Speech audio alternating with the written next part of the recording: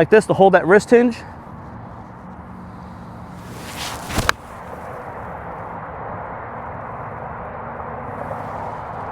Almost hit it.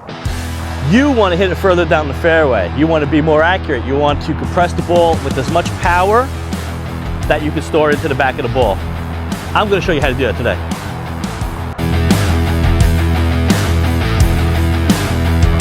Hi, how you doing? I'm Steve Wynn from Swing Golf Academy, short game specialist. Today, we're going to teach you about wrist hinge to get more distance down the fairway. Today, we're working on one of these power moves that a lot of people don't think about, especially amateurs. We're working on the wrist hinge, okay? This is a way that we store power into the back of the golf ball. Of course, there's speed, and there's some other ways to get speed, but the wrist hinge is one of the keys to getting speed into the swing. What I mean by wrist hinge, the typical person, especially beginners, when they swing and they come through impact, they're letting go of their wrist hinge right here, and then they're hitting the ball right here, and now it's spent. Then the club comes through, and they're losing a great deal of distance. We want to store that power as long as possible to put into the back of the ball. If you release it at the ball, most of it's gone because the club tends to be slowing down as that happens. You do hit a spot where there is a lot of speed coming as soon as you start to unwrist hinge. But once you let it go completely, it's gone, and it's just as fast as your arms are moving through, so that's why you don't get much distance. So we want to store that through the shot. If you watch the pros, when they swing, they'll have their wrist hinged at this level here. They come through to the ball. Now it's starting to unhinge, and it doesn't totally unhinge until it gets to about this spot or even this spot for some of them because they're moving so fast. And that's what you want. That's storing as much power into the back of the ball that you can actually do. The longer you have it, the better. Sergio Garcia used to be great at this. He still is. He would come through, he would have that wrist hinge stored here. It's called a lag. He would hold that lag and come through, and from right here, it would come whipping through, hit the ball, and then come through here and fully extend out here. That's what we want. That's how he was able to hit it so far. So we want to hold that wrist hinge as long as possible for power. That's what's going to give us that extra power to come through the shot. I'm going to show you how to do it. Okay, so I'm going to show you how to store that wrist hinge in there. This is a key that the pros use that the average person doesn't know. This is how they hit it so far. There's a couple things they do with the shot. I'm going to start with the main part, and that's the wrist hinge. So with the wrist hinge, a lot of people don't know how much to hinge, when to hinge, how to hinge, and they start rolling their hands early. That's terrible. You don't want to do that. You want to go straight back. But to get the correct amount of wrist hinge is this level right here. That's it. That's the wrist hinge. That's all you have to do. Now that's going to happen back here in the swing, but we can, for practice purposes, to get used to it, especially for beginner golfers, people that don't have a good wrist hinge, do this as a drill. You're just going to hold the hands up to here, and all you're doing, if you look here at my wrist, all we're doing is pivoting our wrist up right here, almost pushing this part of the hand down on the club here, so it's coming down like this, right? So we want to have that kind of hinge. Right, so we're going to just come up so the club is perpendicular to the ground, right? And we're going to swing it from here as if the golf ball was on a giant tee. But don't think of like a baseball swing. So we're going to keep it here. Our hands are still hanging straight down, right? Our arms are hanging straight down. The club is 90 degrees from that. So we want to swing from here and then through. Get the weight onto the front foot. We start off very, very slow. Nice, smooth swing just like that. And through. Now we're going to pick up the speed a little bit, still not full speed, okay? But as you pick it up, I want you to comfortably go from one swing right into the next swing, okay? You're going to start feeling it in your wrist and in your forearms. You're going to start storing that power, okay? So you come up from the ground, up to here. You're going to swing, nice and smooth, okay? Right back into it, nice and smooth. Make sure the rest of the swing is coming through. Hips are coming through. Do that over and over. Give about 20 reps of that. Stop, calm down, give a regular swing, go back to it. Only one regular swing in between. Then come right back to here, nice and slow again.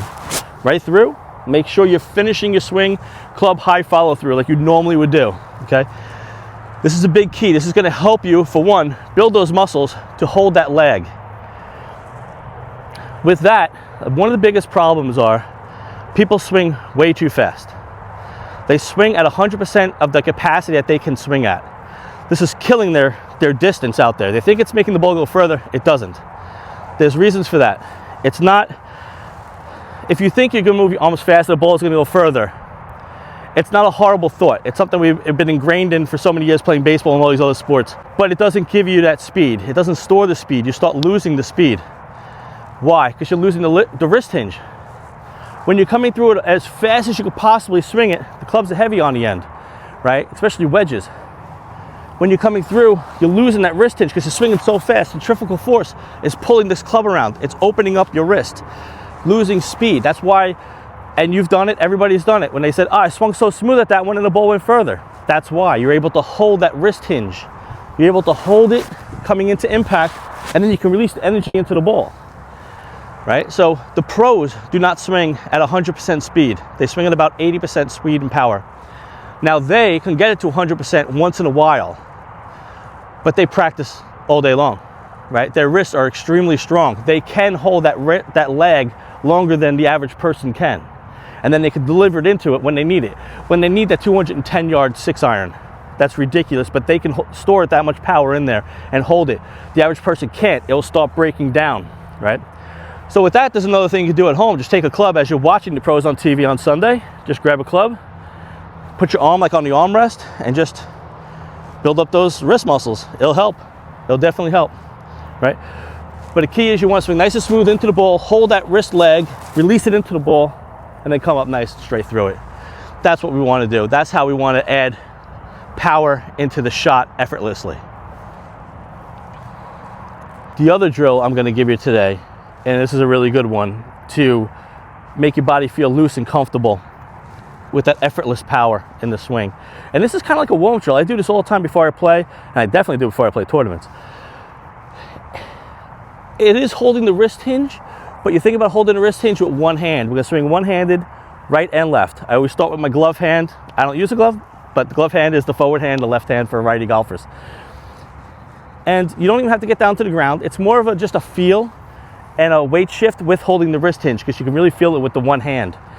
So what you want to do is just swing the club, and we're going to come in here, and we're going to hold this wrist hinge here, hold it through the shot. You're going to hold it up really high and hold it there. You'll feel this part of your hand pushing down this way on the grip, down that way, right? So it's going to hold it up, and it's just engaging those wrists. I don't know if you ever played around and sometimes your wrists just feel tired.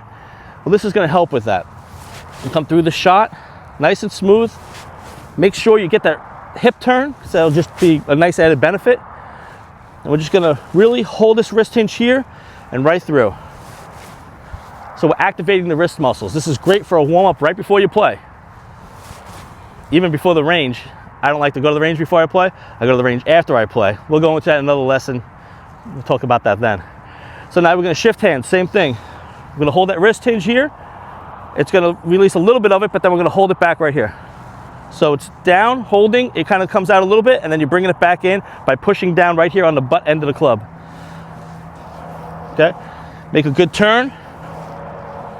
And we want to feel that wrist activate on there. So now our wrists are good, nice and warmed up and strong. And now we can hit some shots. Look something like this to hold that wrist hinge.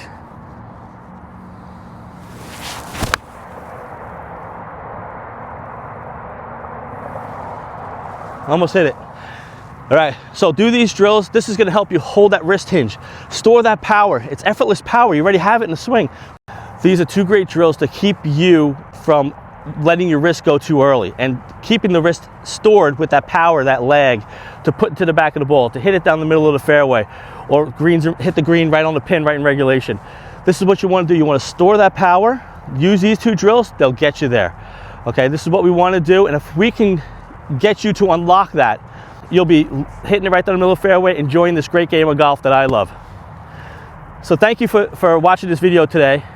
Like and subscribe, and go down to swinggolfacademy.com for lessons. We're also going to be doing online lessons very soon. See you there.